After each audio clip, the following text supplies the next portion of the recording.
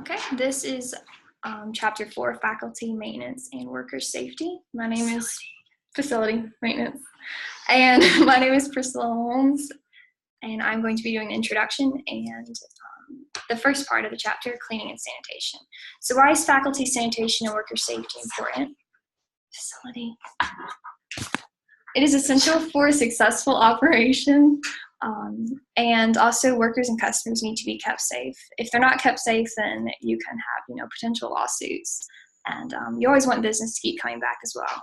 And also, you need to have a clean environment, which will make for an enjoyable experience, which will also bring customers back. Cleanliness is a reflection and the responsibility of management, so management needs to set a high standard. Otherwise, the employees aren't going to follow it. And there are training programs out there that are provided for managers and other food service workers before food service certificates can be obtained. So for city, state, and federal law, the book highlights occupational safety and health administration. The main federal agency charged with the enforcement of worker safety and health legislation. The other agencies that are also listed in the book here, like U.S. Public Health Services, state and city health departments, National Safety Council, and National Sanitation Foundation International, are also listed and just here for reference for your studying. So the first section we're going to talk about is cleaning and sanitation. Cleaning and sanitation mean two different things, but they're kind of used interchangeably. So cleaning is the physical removal of visible soil and food from a surface, whereas sanitation is a procedure that reduces the number of potentially harmful microorganisms to safe levels. As mentioned before, if they're not used effectively, then you run the risk of injury and illness to employees or customers, also damage to equipment as well. The principles of cleaning. Cleaning is a two-step task. The first is a cleaning compound comes into contact with the soiled surface and pressure is applied using cloth, scrubber, or a similar tool to penetrate the dirt in the soil. And then water or another liquid is going to be used to rinse off the surface. There are several factors that influence the effectiveness of the cleaning process, like the type of water. Hard water can leave a residue behind or sometimes decrease the effectiveness of detergents. And this can be a problem with dishwashing in a restaurant. Also, water temperature, or the type of surface being cleaned, or the type of cleaner. Certain types of cleaners can leave films, and some may be too rough for the surface that they're in contact with and can scratch it and things like that. Detergents are the first of the cleaners and sanitizers that the book covers. And the book defines them as cleaning agents, solvents, or any substance that will remove foreign or soiling material from surfaces. And there's three phases of detergents. The first is penetration, in which the cleaner penetrates between soil particles and layers of the soil and the surface it's on. The second is suspension. After the soil is loosened, an agent holds it in the washing solution until it's washed away. So there's different kinds of agents for different types of soil. For example, sugar and salt are water soluble, so water is the agent, and the agent will be different for fats and so on. And then the last step is the rinsing agent. And this is the agent that's used to wash away all soil and cleaner, and it's commonly just like hot water. Other types of cleaners, there's solvent cleaners or degreasers, which are used to dissolve grease. They're used in things like grills where you have a lot of buildup. And you also have acid cleaners, which are going to be used for tougher cleaning problems, and abrasives, used for really tough soils and don't respond to any of the other alternatives. The principles of sanitation. After being cleaned, all surfaces that come into contact with food must be sanitized. So heat sanitation is the first method that can be used, and is when a surface is exposed to high heat for long amounts of time to kill all the harmful microorganisms. And the minimum temperature for heat sanitizing, as listed by the book, is 162 to 165 degrees Fahrenheit.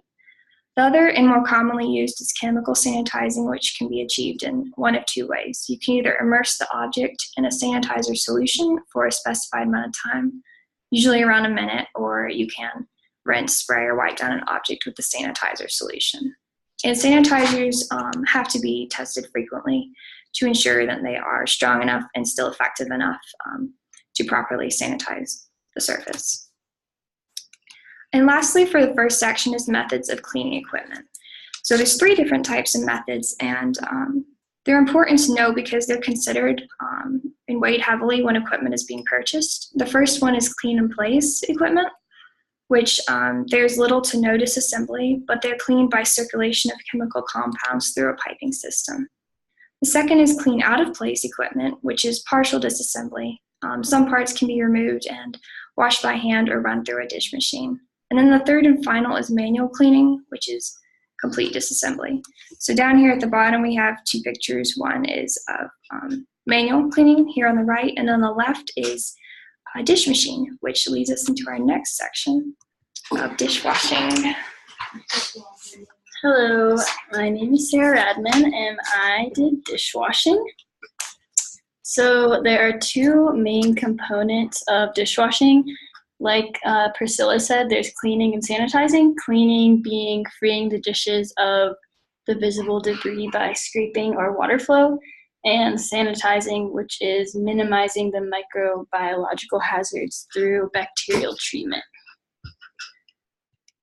And so the methods differ depending on if you're washing production utensils or like normal tableware utensils. So I'll go over the production utensils first, which are the utensils used during food preparation, like pots and pans and big things like that.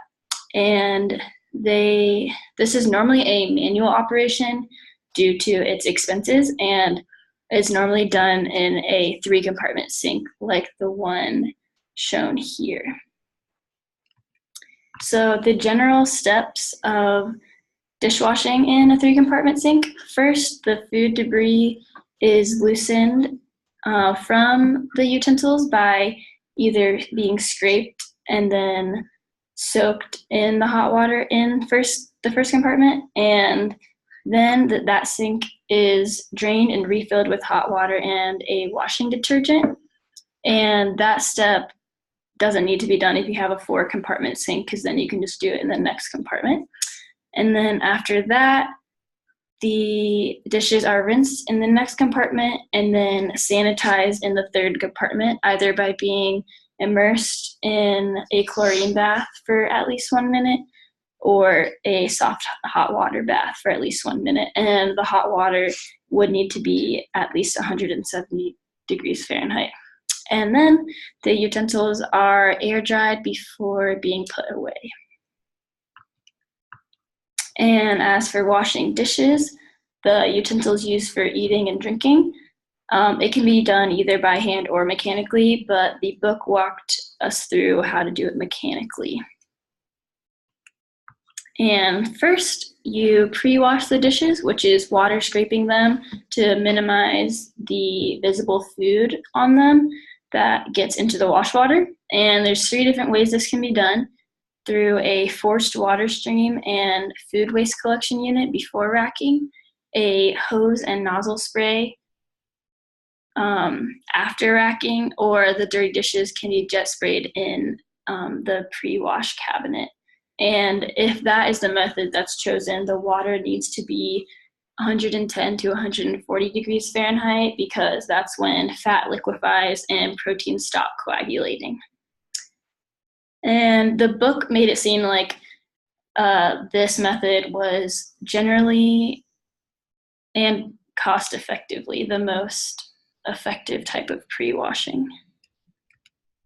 After pre-washing, the dishes are then loaded onto racks or conveyor belts so that the surfaces that were exposed to food are going to be directly exposed to the wash and rinse water. And that water needs to be at least 120 degrees Fahrenheit. And then the pressure of the rinse water needs to be 15 to 20 to 25 pounds per square inch. And then if hot water is being used as a sanitizing agent, the water must be 180 degrees Fahrenheit. And you'll probably need a booster heater to get the water up to that temperature, because water of that temperature in the pipelines is a safety hazard. And then if you're using a chemical sanitizer and water, the water just needs to be 75 degrees Fahrenheit. And then just like the production utensils, the dishes are either air dried or dried by hot air blast mechanically. For glassware, it needs to be washed with a brush to make sure that all parts are cleaned, and this is normally done with a special machine. And this is really just especially important for places like bars where their main utensil is glassware. And for silverware, you have to be careful about using the correct washing detergent and drying agent to prevent water spotting. The drying agent should have a high wetting property in the final rinse wash and low foam characteristics, which actually promotes rapid drying for all types of utensils. And the overall effectiveness of the machine depends on the operator, availability of adequate hot water, the type of detergent used, and the amount of time the dishes are treated. And to make sure that the actual machine is working effectively, a qualified person needs to examine and lubricate all moving parts of the dishwasher to ensure the working order of the machine. Bye. Hello, I'm Sarah, and I'm presenting the facility cleaning and maintenance part of Chapter 4. So, facility sanitation results from establishing high standards, rigid scheduling, and of assignments understood by all workers, and constant training and proper use of supplies and materials at all times. With this, there are frequent inspections and performance reviews constantly going on. So for organization and scheduling, organization is a plan of where you should start, and it has a list of overall duties that should be routinely performed on a daily basis and monthly basis. It's super important to know that sanitation is a part of every worker's job, that it includes regular cleaning duties, and is a part of the employee's everyday routine. Other than cleaning, other cleaning will be scheduled, as like the walls, the hoods of machines, other cleaning parts. Larger organizations have hired cleaning crews, and smaller operations have managers that distribute the duties individually among employees. Some of these tasks will be written on a master cleaning schedule that minimally includes the task being done, the time frame in which it should be done, how long it should be done, and who is responsible for doing the job. The book uses a term called job breakdown, and it's basically a step-by-step list of what to do and how to do it. And it's a detailed written worksheet, whereas each of the duties are explained so that nobody has questions on what should be done, how it should be done, and who's doing it. So for preventative maintenance, this is a term used in the book that says it's a documented program of routine checks or inspections of facilities and equipment, and includes any cleaning and maintenance of other repairs needed. So this would be oiling motors on mixers, or making sure that the fryers work correctly, or the degreasers work correctly. It's reviewed on a daily basis by a certified body, and use detailed records of all maintenance repairs, and costs should be kept by management. So let's see, moving. So pest control. This is super important for any organization to have, because pests are really gross. So the two conditions for pest control to consider are food storage and places for the pests to like harbor or hide out. The overall sanitation standards and maintenance requirements need to be checked and reviewed. So for this, there are screens, closed cracks and crevices and walls around equipment that need to be checked, clean and organized storage rooms, and all of these have to be gone with the approved insecticides to make sure that the toxins aren't going to get into the food, and that'd be really bad. So then the clean and organized storage rooms are super important, because you need to block the entrances for the pests to get in, because once they get in, they can multiply because they hide out and have really like moist and dry places, and places just that they can get in. They usually come in on packages, or if it's like bacteria or fungus, it comes in on packages, or just like rodents or, you know, bugs like that. So checks and inspections, the key point in this one is maintaining high standards of all sanitation is essential to all food service establishments, regardless of any type or size. They develop a departmental cleaning sanitation program and ensures high standards of sanitation, and all food services operations are regulated by local, state, and federal agencies, as said before. And this is a huge one, is the FDA, which is the Food and Drug Administration. The purpose of the FDA is it has the responsibility for developing model codes to be adopted by state and local health departments. The best source for guidelines and standards on this for food safety is this one. And then official inspections are conducted on periodic, monthly, or annual basis, depending on the type of food service that it checks. Hey guys, I'm Anna Duke, and I'm just going to be talking about worker safety. It's really important, and a lot of times people think of worker safety, they think of like construction workers in the hard hats, like trying not to fall off ladders. That's important, but it also plays a big role in the food safety as well, or the food service world. So it's the responsibility of the company and the manager that each employee is safe. And so like if you're thinking about the food service, just like think about, I don't know, there could be a wet floor. Someone could slip on the floor, like crack their head open. That's not funny. You know, or like they could be holding a knife wrong, like when they're walking, stab somebody. Like a lot of things can go wrong in the food service. So it's really important that proper training is implemented to make sure that's not going to happen. So the Occupational Safety and Health Act in 1971 was administered by the U.S. Department of Labor, and it made it actually illegal not to have a safe establishment for workers, which means, you know, they can be checked up on and like fire safety and all of the equipment safety, make sure everything's working right. The Hazard Communication Standard requires employers to implement and communicate all chemical hazards, and chemicals need to be properly labeled and stored. That's important. They don't want to like be stored in a way that could get on any food, or like you don't want to use the wrong chemical, and you know, you don't want to clean something that touches food with a chemical that isn't food safe. And then the material safety data sheet just identifies the hazards and it includes a warning, and it kind of looks something like this. There's different sections on it. And so some more. So the National Safety Council is a nonprofit organization, but they're devoted to safety education. So they assist the managers in safety training, and they just kind of help out, because it's really hard. Like sometimes managers don't really know where to start if they don't have a good basis, or the company didn't give them like, I guess, a good enough like background in it. And so they'll help managers with that. And then they define an accident as any suddenly occurring unintentional event that causes injury or property damage. And they also kind of talk about like accidents. They really aren't accidents. It has to do with like a deficiency in safety training or something that could have been prevented, basically.